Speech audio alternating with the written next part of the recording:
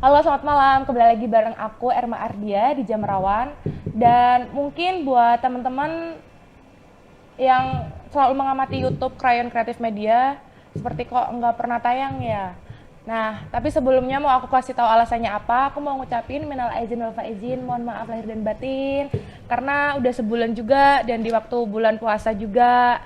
Dan selama ini 1 bulan aku Erma Ardia dan Jam Rawan belum hadir untuk menemani teman-teman karena ada perbaikan dengan suasana baru, terus dengan eh, perbaikan yang baru-baru lagi. Tapi karena udah ada perbaikan baru dan suasana baru, kali ini ada tamu spesial. Tapi kontennya enggak yang baru sih. Itu kita bakal mundur yang lebih jauh lagi.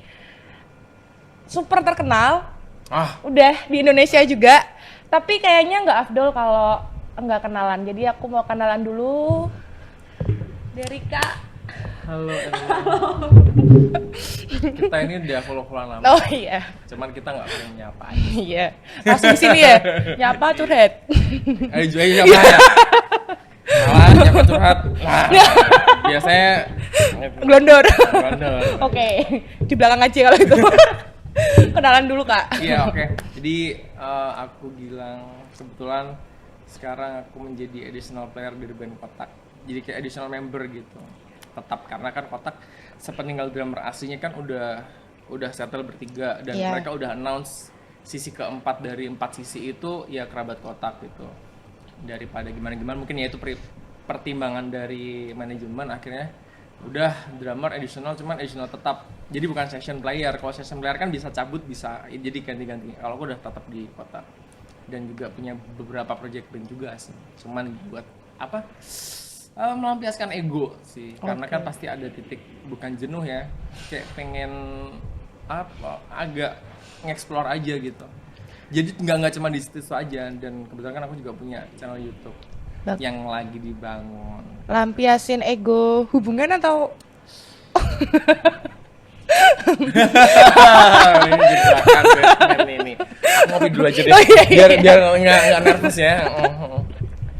Ini podcast nih, yang nge-podcast cewek. Aduh.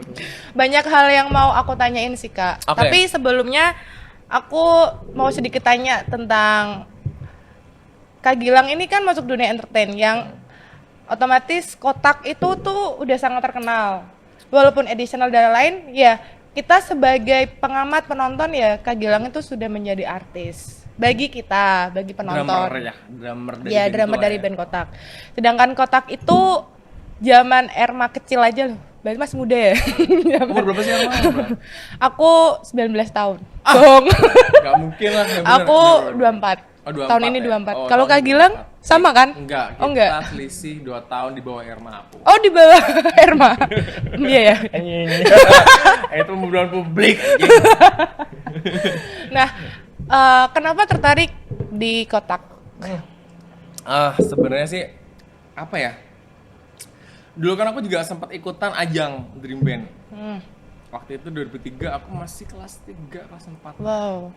Cuman karena kriterianya nggak masuk, kayak kan harus dikarantina tuh. Berapa lama? Ya selama acara itu berlangsung itu bisa setahun kayak apa berapa bulan gitu. Sedangkan kan masih anak SD nggak boleh kan. Dan eksploitasi anak pada saat itu masih gencar kayak gitu.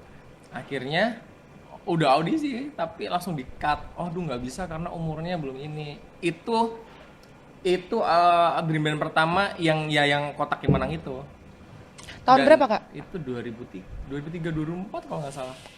Kalau Kak Gilangnya yang bener-bener lolos, itu kan kita ada follow-followan lama nih. Otomatis Erma tetap mengamati dong following Erma. Kalau Kak Gilang Kepo ya? menang pasti dong. Aku juga sih. Canda. Kalau yang nggak canda juga. kalau Kak Gilang itu menang audisi yang waktu itu kan kayak di update di feeds tentang videonya kan. Itu fix diterima di Kotak itu tahun berapa Kak? 2019. Oh berarti 3 3 tahun yang lalu. Dan sekarang, nah ini kan pandemi nih. Pasti otomatis konser-konser kayak gitu awalnya nggak diperbolehkan kan? 4 bulan pertama. 4 bulan pertama. Nah sampai sekarang pas udah new normal gini rame nggak Kak? Puji Tuhan Ya puji Tuhan kotak ngomong aja sih. Turnya paling jauh di mana? Nanti Bali, terus Timika. Sebelumnya Oh, paling jauh. Ya paling jauh sih ya Jepang sih. Wow. Jadi gini, 2020 itu sebenarnya kotak udah mau manggung di Amerika, Melbourne, terus di Singapura apa Malaysia, terus ke Jepang lagi. Kekat lah Maret pandemi, cancel semua. Tadinya postpone kan, jadi cancel. Brengsek nih jadi ke Hollywood. Oke. Nah, biasanya nih, ibaratnya Kak Gilang kan acara kemana-mana, tur kemana-mana. Pasti kan tiap kota kan ketemu nih kayak cewek-cewek cantik gitu-gitu, berbagai iya, kota, berbagai karakter, berbagai kecantikan. Oke, arahnya udah mulai ke situ. Iya. Pernah gak sih nyantol-nyantol gitu ya baper-baperan lah? Apa ya? Anjing. Jadi gini, aku orangnya agak menjaga sih. Dalam artian Image. dulu waktu aku di Semarang punya band yang ya lumayan besar di Semarang lah. Itu dikait-kaitkan dengan attitude ketika aku bermain dengan cewek. Oh, Dan gitu. ketika sekarang udah kesini, ternyata pola pikir itu tuh salah. Ternyata aku ngobrol dengan sosok public figure yang mereka udah punya nama, dan aku sempat tanya, apakah itu ada sangkut pautnya dengan attitude gitu? Dan mereka sangat menentang itu. Maksudnya kayak, ya lu maaf ya lu bermain dengan cewek ataupun lu berhubungan dengan berbagai macam wanita, asalkan lu sama-sama suka sih is okay. Nggak soal attitude. Ya mengganggu. Yang penting gini, yang penting lu bisa jaga aja udah. Maksudnya lu jaga nama di belakangmu, misalkan lu player band apa, misalkan jaga itu, si cewek juga bisa ngejaga, at least kayak ya udah lu senang gue senang. Itu ngomongin sisi nakalnya ya. Tapi di kalanganku pada saat itu menganggap attitude yang kayak lu bad attitude kayak gitu. Hah? Dan aku sempat ini, dan ternyata orang-orang yang public figure itu bilang bad attitude itu ketika lu bersikap dengan orang lain. Misal nih, lu ada di sebuah band tapi lu ini nggak menghargai IO misalkan gitu. Oh, oke. Terus lu kayak kru lu tuh nggak di treatment dengan baik. Kayak ngata-ngatain kru, kayak lu ngerasa lu siapa gitu-gitu. Nah itu baru bad attitude. Berarti kalau soal perhubungan itu nggak ada sangkut pautnya. Kalau aku untungnya nggak ada nyantol sih, cuman ada waktu itu ya banyak sih sebenarnya kayak yang namanya juga kayak gitu ya. Tapi sejujurnya anehnya memang 1 tahun itu kayak aku nggak deh, gue takut terlalu caur gitu loh. Iya. Karena itu udah free banget gitu. Bener. Lu punya space, lu punya engagement, lu punya exposure yang dimana orang tuh notice. Pasti. Gampang banget ke situ. Cuman kayak misalkan manggung gitu, tadinya kan 1 kamar sendiri nih, sampai aku minta daripada nih aku mendingin 1 kamar sama siapa deh gitu. Akhirnya di 1 kamarin sama keyboardisku. At least ketika manggung ada sedikit godaan atau apapun tawaran dan lain-lain yang kayak gitu. Aduh nggak bisa karena gue di kamar ada teman gitu. Udah ada kekuatan iman ya? Iya sebenarnya aku nggak bisa dibilang gitu juga sih, namanya juga apa orang ya. Iya, godaan ya. Namanya juga cowok ya. Iya. Nggak cowok juga sih Kak? Iya cewek juga. Iya. Maksudnya gini, agak percaya dengan statement boys will be boys gitu. Iya benar. Walaupun ya, punya pasangan, cinta matinya sama pasangan, tapi namanya iseng lah iseng gitu. Walaupun nggak cinta dengan yang keisangannya itu ya, tapi yang terjadi seperti itu. Cuman sih aku belajar aja sih. Oke. Ada sisi jatuhnya juga ada, pasti ada. Nah, Kak Gilang ini tuh orang Semarang teman-teman. Iya, aku tuh di Semarang. Aku orang Semarang asli. Walaupun aku nggak lahir di Semarang, umur 1 tahun aku udah di Semarang, dan sampai umur berapa ya? Sampai umur 20-an lah. Berarti udah lama banget ya, lebih lama di Semarang? Iya emang orang Semarang aja udah gitu. Jadi gini teman-teman, tadi kan sejauh ini aku lagi membahas tentang percewaan di berbagai kota. Tapi karena aku di sini dan di Semarang, pengen tahu nih, Kak Gilang kan 20 tahun ya di Semarang. Otomatis pengalaman hubungan tuh lebih lama di kota Semarang. Ya. Bagus kok Semarang kok. Alhamdulillah. Maksudnya gini ya, keindahan yang Tuhan berikan indah banget. Kan kita menikmati. Kalian lihat gunung tuh menikmati keindahan gunung. Itu ibaratnya seperti itu ya. Iya. Tapi kan gini Kak, gunung kalau dilihat kan Gunung kalau dilihat kan indah tuh kalau dari jauh. Iya. Sama aja kayak perempuan. Mungkin dari jauh indah, tapi di saat kita udah mendekati, menjajaki tuh maksudnya perkenalan. Itu kan mencicipi. Masih mencicipi karakternya. Iya, itu kan juga kadang nggak seindah yang dibayangkan. Kadang gunung kalau udah ditemuin kan, oh ternyata tuh gunung tuh nggak seindah dari jauh. Iya. Dan makanya dari sini arahnya, Rama pengen tahu nih, dari berbagai perempuan yang pernah Anjay. Kak Gilang dekati loh, dekati kan bisa perkenalan Iya, temenan ya. bener. Ada nggak sih yang bikin membekas sakitnya sampai sekarang tuh? Ada. Karena apa kalau boleh tahu Kak? Jadi gini, ini cewek cinta lah gitu. Terkesan seperti itu.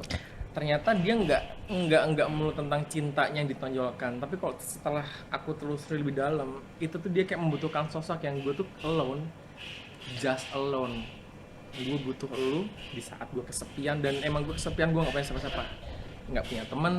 Dia selalu bermasalah dengan temennya, dan akhirnya aku jadi tameng yang gimana aku selalu nemenin gitu-gitulah. Iya, duri dalam daging. Akhirnya dia yang posesif, akhirnya dia yang seperti ini seperti itu, yang akhirnya nggak nyaman. Bahkan ada statement yang bikin aku sakit hati banget tuh gini, at least kita makan, kita ngedate lu pakai duit gua kerja gitu di musik. Sampai dia bilang gini, oh, lu stop lah di musik lah, ngapain sih, udahlah perusahaan di ini aja, di om gua misalnya kayak gitu. Ada kok perusahaan, lu jadi apa, mau jadi apa misalnya kayak gitu. Udah nggak usah di musik. Dia sih nggak bilang menjanjikan apa di musik, dia bilang emang ada masa depan, kasarnya ada masa depan di musik. Tapi sebenarnya poinnya tuh bukan tentang itunya, tapi itu jadi tameng ketakutan dia ketika ya lu ntar kalau jadi public figure ya seperti ini, gue takut ntar lu di belakang gue gini kayak gitu. Yeah. Tapi yang jadi tameng, walaupun itu tameng tapi kan kena ya. Iya pasti. Lu jajan apa tuh dari duit gue anjing, maksudnya Jadi bukan ya. hitungan itu, tapi kayak dari duit gue kerja, gue kerja di musik gitu, tapi lu kayak memandang sebelah mata kerjaanku, sampai akhirnya aku buktikan dengan Tuhan sih. Tuhan membuktikan dengan apa yang ada sekarang, kicep banget gitu. Walaupun awal-awal ada kayak soal-soalan gitu kayak enggak, aku enggak goblok kali buat mengulang itu lagi. Sakit, enak banget. Cuman tuh gini Kak, dari sejauh teman-teman sharing ke aku, yang namanya perempuan itu emang kalau udah sayang, emang dia tuh takut kehilangan. Cuman Jadi caranya aja tuh yang beda-beda. Ada caranya yang salah, tapi dia nggak menyadari tuh caranya salah. Karena sebenarnya ya ketakutan dialah yang buat dia seperti itu. Iya, itu dia. Aku tipikal seperti ini. Aku pernah punya mantan. Dia tahu pacarku berapa. Dia tahu aku ngapain. Pacarnya berapa? Serius, dan itu temenin semua. Dia lebih tua dari aku 2 tahun. Jadi aku masih SMA, dia udah kuliah pada saat itu. Suka yang tua-tua? Enggak juga sih. Oh, dapatnya. Itu karena memang momennya gitu kali ya. Dan dia pacarku yang kes-kesian, intinya gitu. Iya. Dia udah tahu pacarku udah berapa. Misal kayak apa yang bikin kita ya, Dut ya?